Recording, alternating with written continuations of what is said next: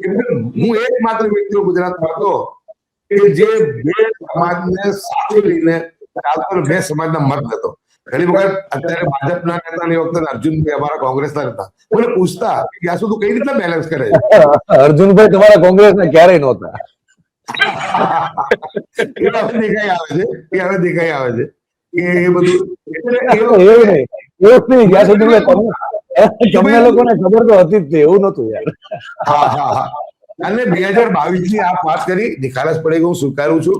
એ વખતે નેતાગીરી બહુ નબળી હતી અને જે પ્રભારી મુકાયા હતા એ પણ ગોઠવણ દોડકામ જ હતું અને આખી સ્થિતિ જેનું નિર્માણ થયું એ તો ગુજરાતમાં કોંગ્રેસની 22 સીટો ક્યારે આવે નહીં, પરંતુ 151 સીટનું જયારે ભારતીય જનતા પાર્ટીએ લક્ષ્ય ડિક્લેર કર્યું હતું ત્યારથી અમારે સચેત થવાની જરૂર હતી.